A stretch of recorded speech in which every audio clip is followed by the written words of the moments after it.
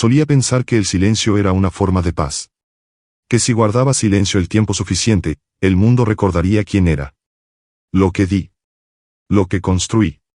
Pero esa noche, el silencio me supo a óxido en la boca. Solo quería recoger las tazas de café. Era algo que hacía todas las noches, mi pequeña forma de ayudar. 2 tazas vacías de la mesa del salón, aún calientes con sus huellas.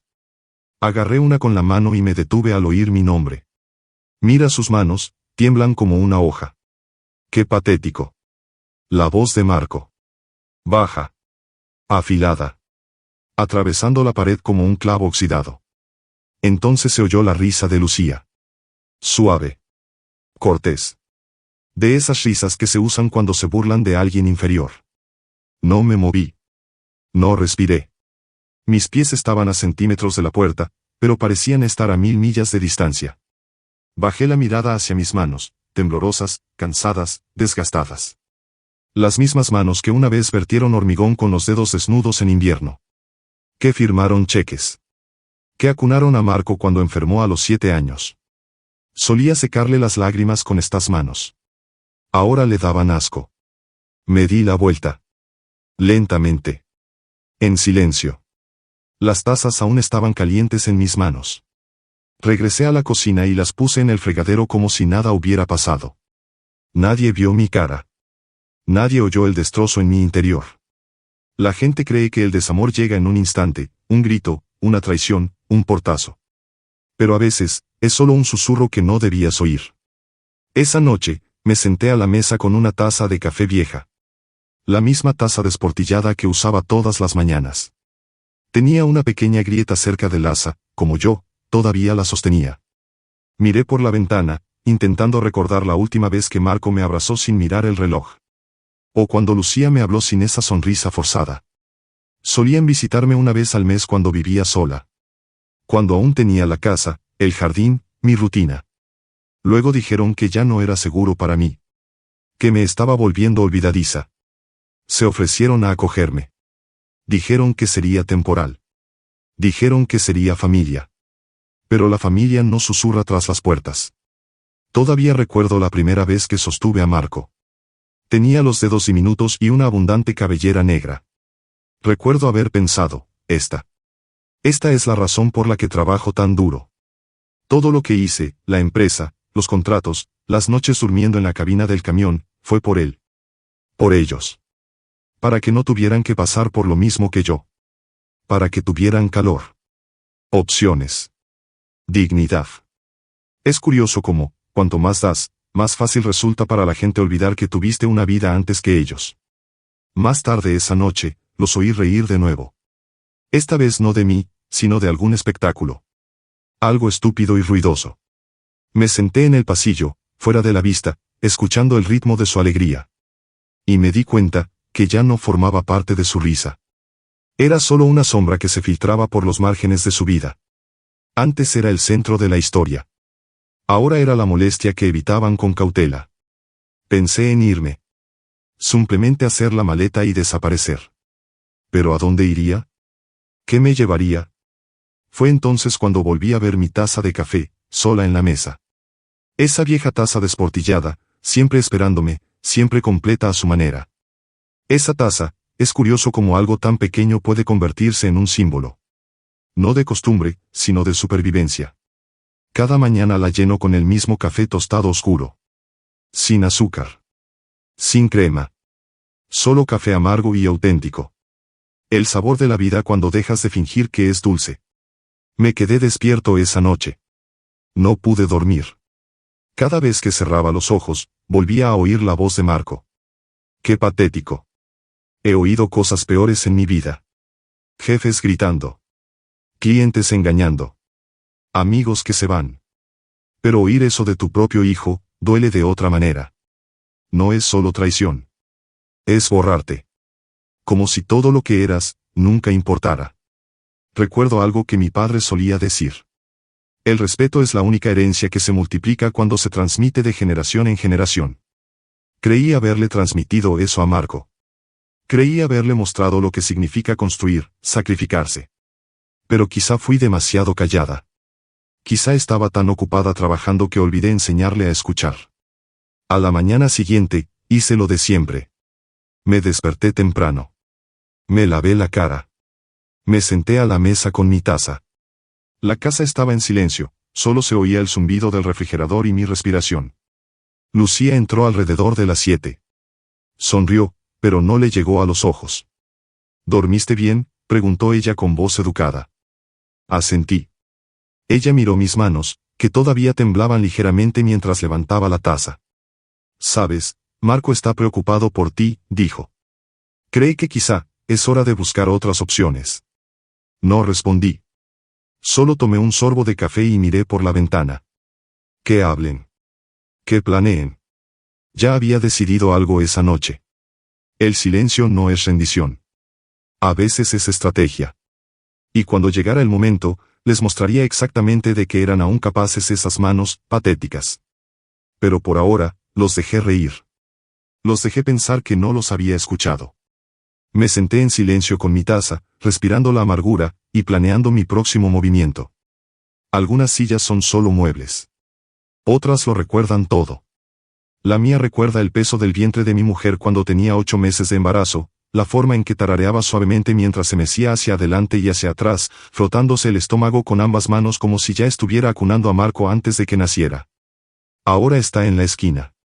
Arrimada a la pared del fondo, junto a la ventana que nadie abre. Chirría cuando me muevo, como si se quejara de que sigue existiendo. Lucía dijo que arruina la estética. Una vez quiso tirarlo. No dije nada. Simplemente lo moví a la esquina antes de que pudiera. Ahí es donde me siento ahora. Todos los días. En la misma silla. En el mismo rincón. Veo el sol deslizarse por el suelo. Escucho el zumbido del frigorífico, el crujido de las paredes y el silencio se hace más profundo. Solía sentarme en el centro de la sala. Cuando los niños eran pequeños. Cuando Marco todavía me llamaba papá, en vez de papá, como si fuera su supervisor. Les contaba historias, les hacía reír, les daba monedas de chocolate que guardaba en el bolsillo del abrigo. Ahora solo soy ruido de fondo. Pasan a mi lado sin mirarme. Marco ni siquiera levanta la vista del teléfono. Su hija, Camila, revisa una tableta como si fuera alérgica al contacto visual. Y Daniel, a veces se queda un rato. Me mira como si intentara recordar quién era yo. Una vez intenté darle una moneda de plata antigua. Le dije que era de Chile, de 1981. Le dio vueltas, se encogió de hombros y preguntó si podía cambiarla por Robux. Sonreí. Eso es lo que pasa con los niños de hoy en día. Están rodeados de ruido, pero ansían conectar. Y yo estoy aquí, pero supongo que no soy el tipo de conexión que buscan. Hace unos días, le dije a Marco que no me encontraba bien. Pensé que tal vez, solo tal vez, me preguntaría qué me pasaba. ¿Qué dejaría el teléfono? Tal vez incluso se sentaría a mi lado en la silla un segundo. Pero él solo se rió y dijo, papá, quizás solo estás aburrido. Sal a caminar o algo. Lo miré. Él miró más allá de mí. Ese fue el momento en que me di cuenta. Me había convertido oficialmente en un fantasma en mi propia línea de sangre. Más tarde esa noche, me quedé mirando la silla. Pasé los dedos por el desgastado reposabrazos de madera. Había pequeñas marcas de uñas donde Isabel solía golpear con los dedos cuando estaba nerviosa. Nunca le dije que lo noté, pero memoricé ese sonido. Me calmaba. Curioso, ¿verdad? Ella era la que se preocupaba, pero sus golpes nerviosos me hacían sentir segura. Como si estuviéramos juntas en esto. La extraño de una manera que no puedo explicar en voz alta. Esa silla fue el último lugar donde se sentó antes de que llegara la ambulancia. Estaba tomando té, mirando por la ventana. Parecía cansada, pero tranquila. Dijo, Marco se pondrá bien, ¿verdad? Le dije que sí. Y lo creí. Ahora no estoy tan seguro. El legado no es lo que dejas. Es lo que hacen con lo que diste. Marco tiene todo por lo que trabajé. La casa. El nombre. La empresa que construí con tierra y cemento. Pero ya no veo mis valores en él. Veo ambición. Frialdad. Distancia. Y me pregunto si le fallé, o si la vida se volvió demasiado ruidosa para que él me escuchara. Daniel pasó por allí esta mañana, todavía en pijama. Le tendí la moneda otra vez. La misma. La miró y luego me miró a mí. ¿Tienes algún cómic antiguo?, preguntó. Eso me pilló desprevenido. Sonreí. Le dije que los coleccionaba cuando Marco era pequeño. Le comenté que quizá aún tuviera algunos en la caja. No sonrió, pero tampoco se alejó. Quizás eso sea algo. Más tarde, Lucía me preguntó si podía volver a mover la silla. Dijo que cruje demasiado cuando llegan invitados. ¿Qué hace que la casa suene deprimente? La miré y no dije nada. Ya no peleo. Ya no. No discuto por la colocación, ni por el volumen, ni por cómo me perciben, la dignidad no es ruidosa. Simplemente se niega a desaparecer. Esa noche llamé a mi abogado. No había hablado con él en más de un año, desde que firmé el último traspaso. Parecía sorprendido al oír mi voz. Me preguntó si todo estaba bien. Dije que sí. Y no. Solo necesito hacer algunos cambios, le dije. Unos cambios discretos. Dijo que vendría más tarde en la semana. Colgué, me recosté en la silla y la escuché crujir. No me sonaba feo. Sonaba a tiempo. A recuerdo.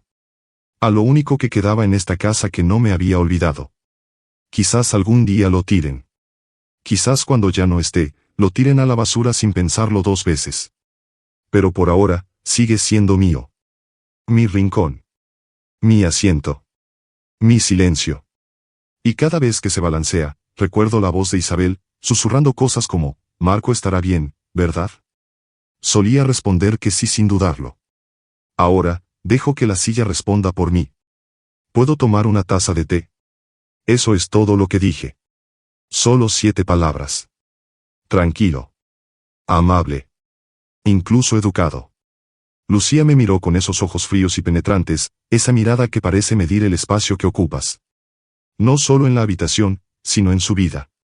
No respondió de inmediato. Simplemente me miró como si hubiera dicho algo indecente. Entonces ella lo dijo. No soy tu criada. Y se marchó. Marco se sentó a 1,5 metros de distancia. Ni siquiera levantó la vista del teléfono. Ni siquiera un parpadeo. Me quedé allí, quieto, en la misma silla de siempre, intentando tragar algo más pesado que el orgullo. Algo que sabía mucho a vergüenza, pero más profundo. El aire estaba tranquilo, pero resonaba en mi pecho. Vi el vapor que subía de sus platos y pensé, ¿cómo me volví tan invisible? Cargaba 3 cajas de ladrillos a la espalda sin pestañear. Entraba por la puerta y mi hijo corría hacia mí gritando, papá, como si fuera un superhéroe. Ahora yo era un hombre pidiendo una taza de té, y siendo tratado como un mendigo. Es extraño cómo puedes entregarle tu vida entera a la gente y, de algún modo, aún así consiguen hacerte sentir que has recibido demasiado. Pero no discutí. No alcé la voz. Simplemente dejé que el silencio hablara. Eso es lo que he aprendido a lo largo de los años, a veces el silencio tiene más poder que cualquier grito. Esa noche, fui temprano a mi habitación. Cerré la puerta sin hacer ruido. Me senté en el borde de la cama y me miré las manos un buen rato. Solían ser más fuertes. Más gruesos. Los recuerdo agarrando cables de acero y herramientas eléctricas, llegando a casa con cortes que ni siquiera noté hasta que se secó la sangre. En aquel entonces no pedí nada. Ni té. Ni descanso. Ni gracias. Solo trabajaba. Pagué las cuentas. Pagué la escuela de Marco, sus aparatos dentales, su uniforme de fútbol. Pagué la entrada de esta casa. Pagué la cama de hospital donde Isabel pasó sus últimos días. Y nunca les pedí nada a cambio. Quizás ese fue mi error. Quizás al no preguntar nunca, les enseñé que no lo hacía, necesidad cualquier cosa. Y ahora que lo hago, me miran como si fuera una carga para la que nunca se habían apuntado. A la mañana siguiente, antes de que saliera el sol, salí de casa sin hacer ruido. No me molesté en desayunar. Simplemente me puse el abrigo y caminé las pocas cuadras que me separaban de la oficina de Eduardo. Aún no había llegado. Ese era el plan. Pasé el sobre por debajo de la puerta, grueso, sellado, marcado con una línea en tinta negra, entrega solo después de que me haya ido. Dentro estaba todo. Un nuevo testamento. Un nuevo plan. Una carta que me llevó 3 semanas escribir y 3 minutos doblar. Caminé de vuelta a casa más despacio de lo habitual. El aire frío me ayudó a despejar la mente. Vi cómo los semáforos pasaban del rojo al verde. La gente corría al trabajo con café en la mano, auriculares puestos y la cabeza gacha. Yo solía ser uno de ellos. Apresurándome. Impulsando. Construyendo algo. Ahora solo estoy, mirando. Esa noche, Daniel entró en la sala. Se quedó allí, mirando la silla como si estuviera tratando de decidir algo. No dije ni una palabra. Se acercó lentamente y se sentó en el reposabrazos. Apoyó su pequeño hombro en el mío. No hablamos. Pero sentí como si algo hubiera sanado, aunque fuera un poco. Después pasó Lucía, nos miró y suspiró. No dejes que te malcríe, le dijo a Daniel. No respondió. Simplemente se quedó allí a mi lado. Sonreí para mí mismo. Quizás aún quede un poquito que pueda dar. El corazón recuerda a quien la casa olvida. No quiero venganza. No quiero lástima. Quiero paz. Y dignidad. Y si no lo encuentro en esta casa, me aseguraré de que me encuentre en otro lugar. No verán el sobre hasta que sea demasiado tarde. Pero cuando lo hagan, tal vez finalmente se queden quietos el tiempo suficiente para escuchar mi voz en el silencio. Tal vez entiendan que el valor de un hombre no desaparece solo porque sus manos empiezan a temblar. Y tal vez, solo tal vez, desearán haberle ofrecido una taza de té. Creían que no me quedaba nada. Sin ahorros. Sin acciones. Sin voz ni voto. Solo la silla en el rincón y el silencio que confundieron con debilidad. 2 semanas después del incidente del té, Marco entró en la sala con esa calma ensayada que usa cuando quiere algo. Se sentó en el borde del sofá, mirándome, fingiendo mirarme a los ojos, pero en realidad solo esperaba su turno para hablar. Papá, dijo, todavía tienes parte de la antigua empresa, ¿verdad? ¿Las acciones originales? No respondí de inmediato. Solo asentí una vez y seguí mirando la ventana. La misma ventana que nadie abre. Se inclinó hacia adelante, con los codos apoyados en las rodillas. ¿Por qué no me los pasas? Yo podría encargarme de todo. Limpiarlo todo. Facilitar las cosas para todos. ¿Más fácil para quién? Pensé. Dije que lo pensaría. Pero ya lo tenía. Esa noche, tomé el autobús para cruzar la ciudad y caminé 3 cuadras hasta la oficina de Eduardo. Ha sido mi abogado por más de 20 años. No habla mucho. No necesita hacerlo. Confío en él. Él abrió la puerta antes de que yo llamara. ¿Estás listo?, preguntó. Asentí. Entramos y cerramos la puerta. Le dije exactamente lo que quería, nada de dinero para Marco. Nada de propiedades para Lucía. Nada para quienes me trataban como si ya me hubiera ido. Lo reescribimos todo. Mi modesta finca. Las acciones de la empresa. La vieja casa del pueblo, aquella que nadie recordaba excepto yo. Todo ello. A Daniel. Porque ese chico, en todo su silencio, todavía me ve. Todavía me escucha. Y en este mundo, eso vale más que la sangre y las cuentas bancarias. Recordé el día que Isabel y yo compramos esa casa de pueblo. Un lugar pequeño. Techo de barro. Suelos de tierra. Pero era nuestra. Plantó un limonero en el jardín y dijo, algún día, cuando seamos viejos, aquí es donde descansaremos. Nunca lo vendí. Nunca le dije a Marco que todavía era mi dueño. Le pedí a Ana, la vecina que vive 2 casas más abajo, que lo cuidara. Me llamaba una vez al año para decirme que el techo seguía aguantando y que el árbol seguía floreciendo. Le enviaba dinero para pintar las contraventanas o arreglar la puerta. Nunca me pidió más. Hay cosas que no se olvidan. Hay cosas que se protegen en silencio, como una vela al viento. Estuve con Eduardo casi 2 horas. Lo hablamos todo. ¿Dónde guardar el sobre? ¿Cuándo entregarlo? ¿Qué palabras incluir? Firmé la última página lentamente. Con cuidado. Me temblaba la mano, pero tenía la mente despejada. Cuando le devolví el bolígrafo, Eduardo me miró y me preguntó, ¿estás seguro? Dije, absolutamente. Porque el legado de un hombre no es lo que deja atrás, sino a quien decide dejárselo. Caminé a casa bajo un cielo gris esa noche, y me sentí, más ligero, de alguna manera. No feliz. Pero resuelto. Marco volvió a sacar el tema 2 días después. Esta vez en la cocina. Entonces, ¿alguna novedad sobre las acciones? Estaba secando mi taza de café. La misma que usé durante años. Borde descolorido. Un pequeño desconchón en el asa. No me di la vuelta. Simplemente dije, ya he decidido qué hacer con ellos. Hizo una pausa. Y me giré para mirarlo. Tranquilo. Recto. No van a ir hacia ti. Apretó la mandíbula. ¿Qué? ¿Hablas en serio? Sí. Papá, no seas ridículo. Soy tu hijo. Lo miré a los ojos y le dije, y yo era tu padre, mucho antes de que empezaras a tratarme como un mueble. Se burló. Rió con amargura. ¿Y quién se las queda entonces?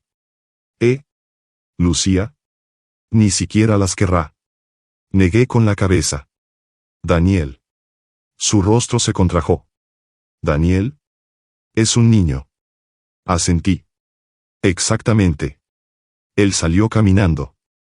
Cerré la puerta con tanta fuerza que las ventanas vibraron. Me senté en la silla, esa que decían que arruinaba la estética, y me balanceé lentamente. El sobre ya estaba con Eduardo. Sellado. Seguro. Sin abrir hasta que llegue el momento. No necesito que lo entiendan ahora. Lo entenderán más tarde. Cuando el abogado lee la carta y la verdad cae como una tormenta silenciosa. Recordarán cómo les pedí. Como les advertí, no con amenazas, sino con silencio. Y tal vez entonces, se darán cuenta de lo que cambiaron por comodidad y orgullo. Algunas cosas no se pueden heredar, hay que ganarlas. Y Daniel, ese chico aún podría tener una oportunidad.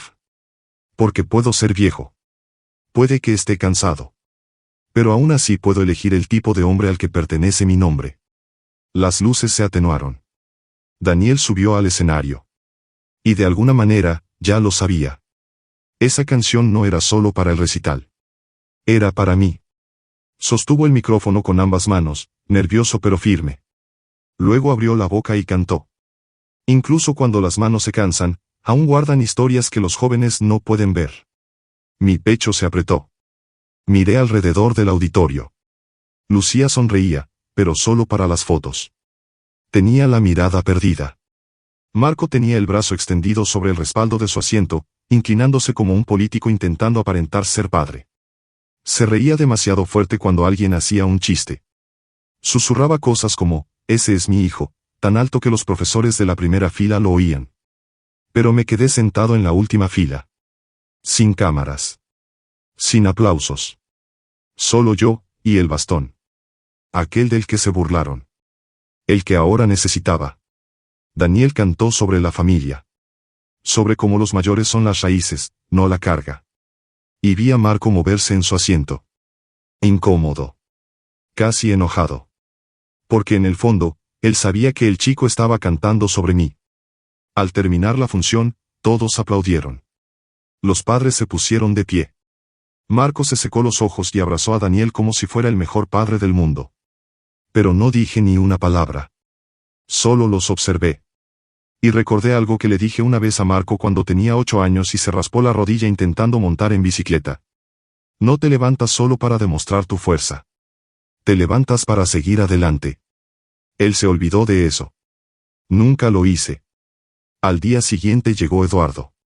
Él siempre toca una vez, corto y firme.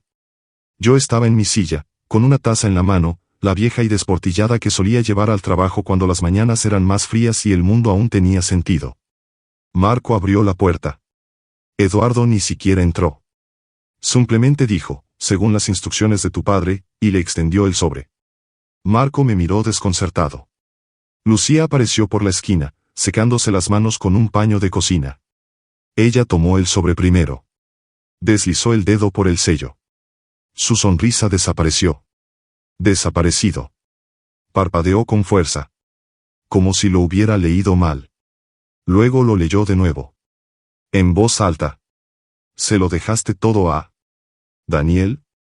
Marco se lo arrebató de las manos. ¿Qué carajo es esto? Su voz se quebró a mitad de la frase. ¿Me estás castigando?, dijo con los ojos ardiendo. Dejé mi taza. Con calma. Me encontré con su mirada. No, dije.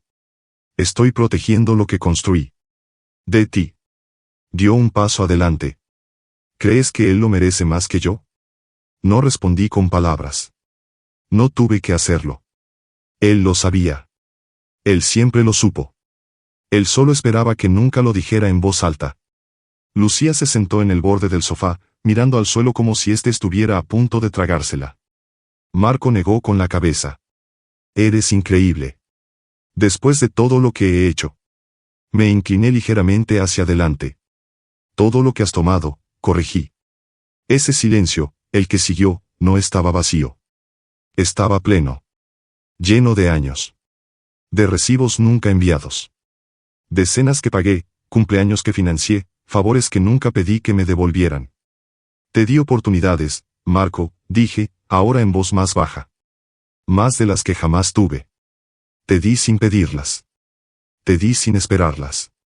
Dobló la carta, enojado, descuidado. Estás cometiendo un error, dijo. No, repetí. Ya cometí muchos. Ahora estoy corrigiendo uno. Salió furioso de la habitación, con la carta todavía en la mano. Lucía Stadbein. Ella no habló. Simplemente se quedó sentada allí, mirando la taza desportillada sobre la mesa como si fuera la cosa más extraña que hubiera visto jamás. Esa noche salí a caminar para tomar aire. La luna estaba afuera.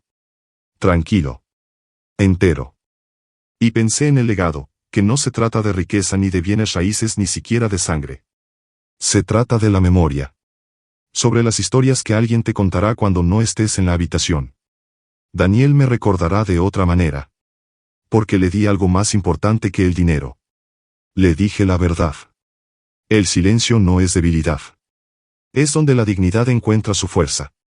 Y ahora, la carta ha sido leída. La tormenta ha pasado.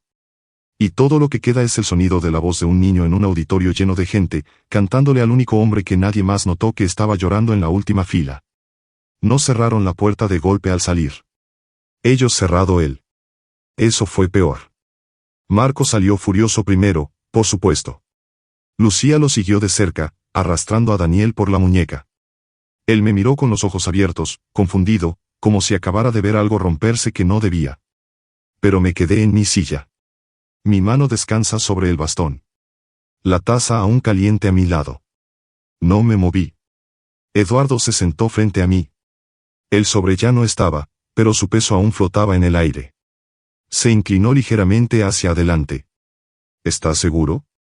Ni siquiera parpadeé. Absolutamente. No me temblaba la voz. No lo pensé dos veces. Solo la quietud que llega tras una guerra larga y lenta, cuando ya se ha disparado el último tiro y solo queda, esperar. El silencio que siguió no fue paz. Era una tormenta que contenía la respiración.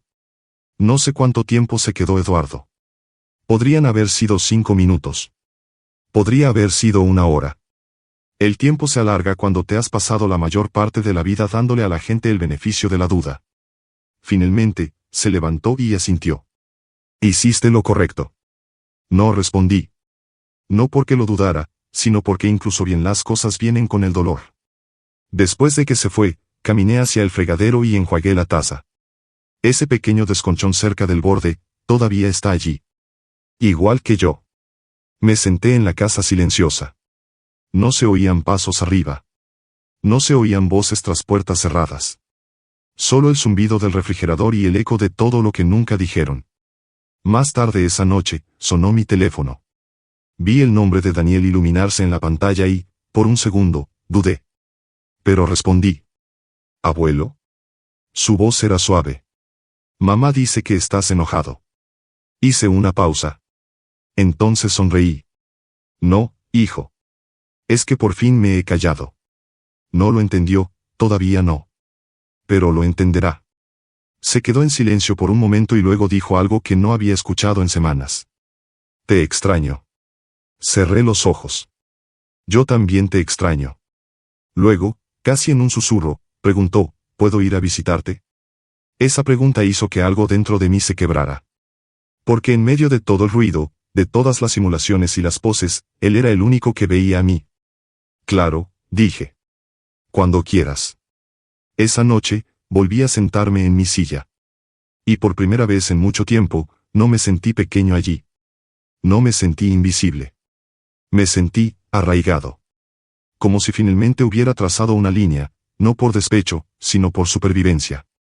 Creían que mi silencio significaba derrota. Pero el silencio no es rendición. A veces es estrategia. Miré por la ventana. La calle estaba tranquila. El mundo seguía girando.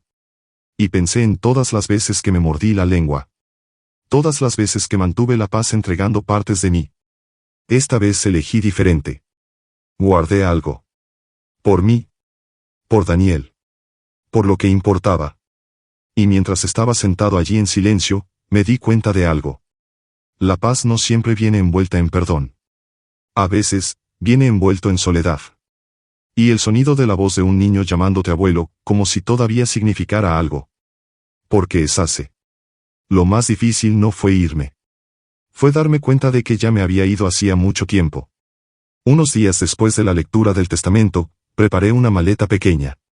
Solo lo esencial, camisas que pudiera doblar con cuidado, mi taza de té y la copia del sobre que Eduardo me había dado. Nadie me detuvo. Nadie me preguntó a dónde iba. Y ese silencio, lo decía todo. Pedí un taxi. El conductor no dijo mucho, solo asintió cuando le di la dirección. El pueblo parecía el mismo, quizá un poco más viejo, como yo. Pero cuando giramos por el camino de grava hacia la casa, sentí que algo se asentaba en mi interior. Como si un aliento que había estado conteniendo finalmente se hubiera soltado. Ana había mantenido el lugar impecable. Me recibió en la puerta con un abrazo, sin hacer preguntas. Los pisos brillaban.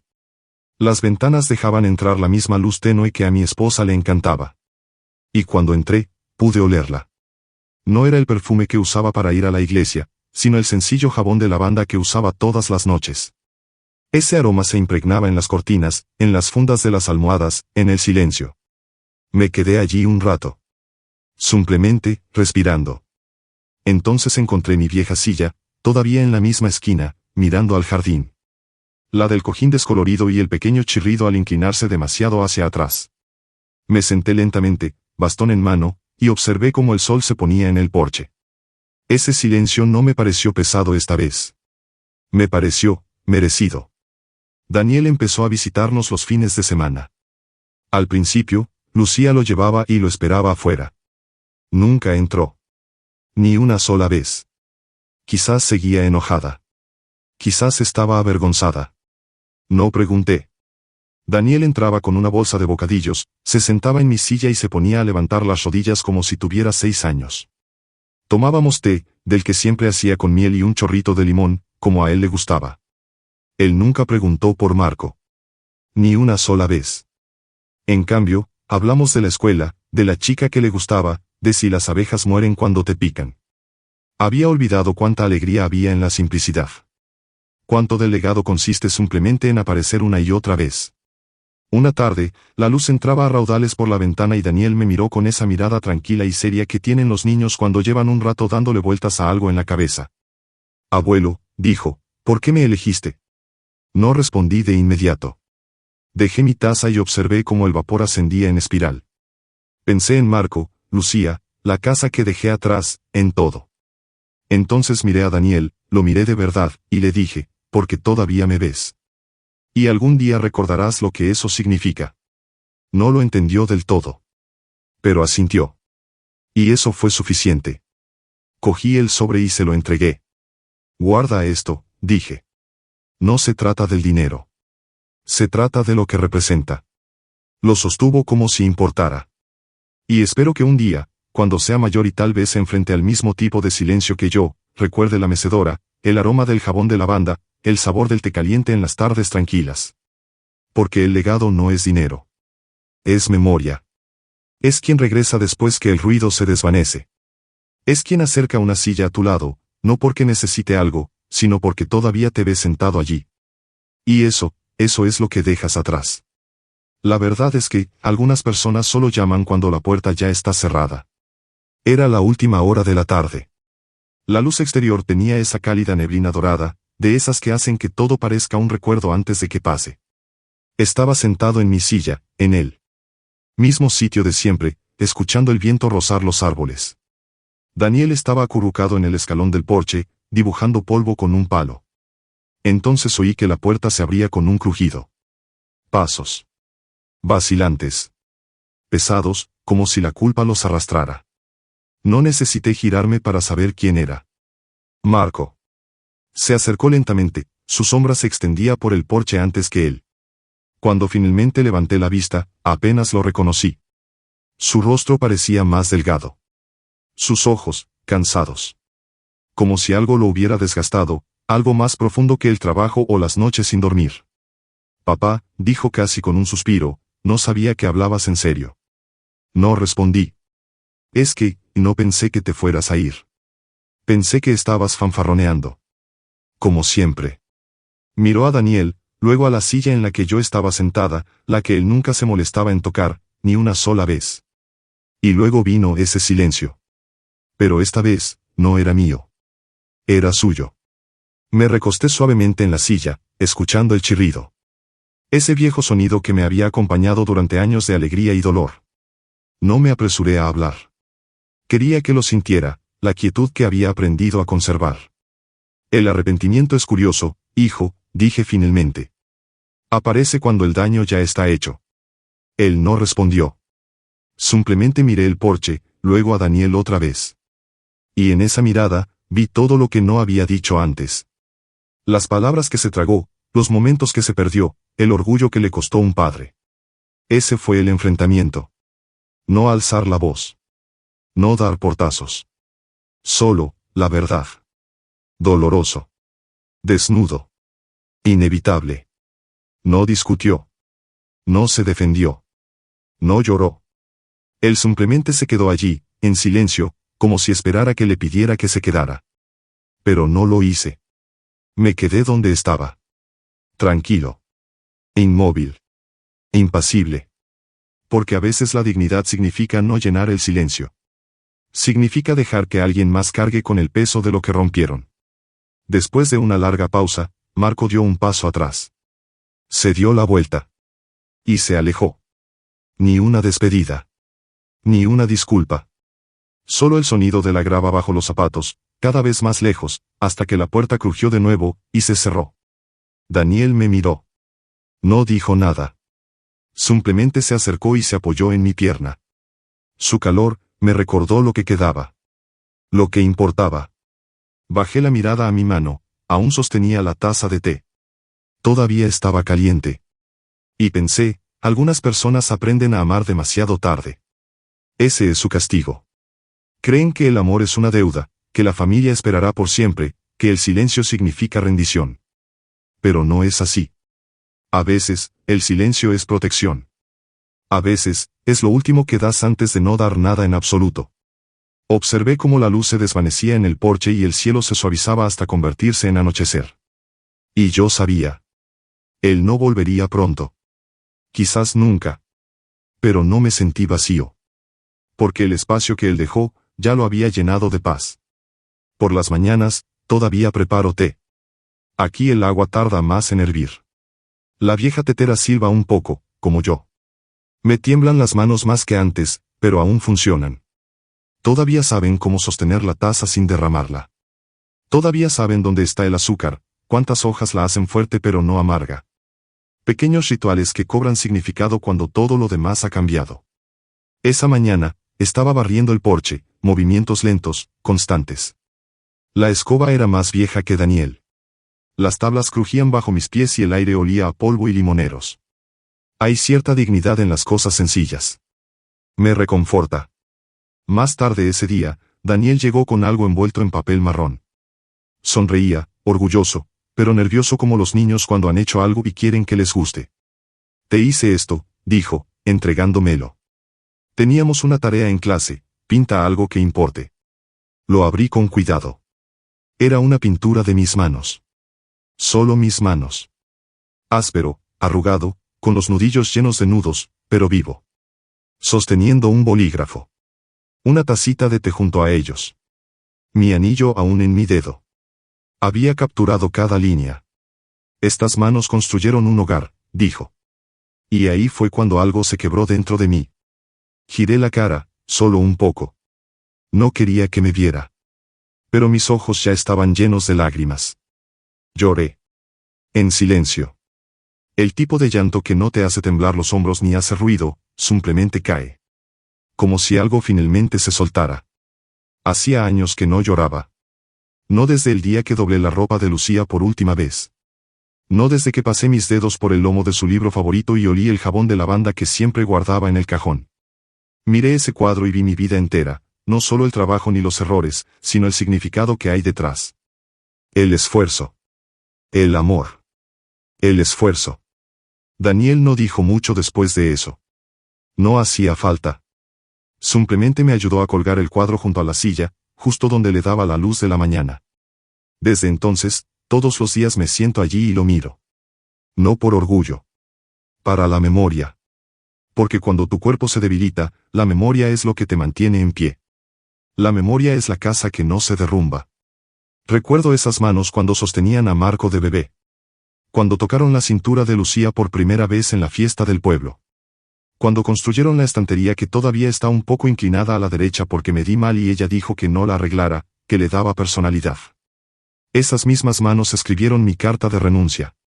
Prepararon mi maleta. Firmaron la cesión de la casa. Me dejaron en paz cuando me marché. Creo que Daniel lo entiende ahora. Más que Marco.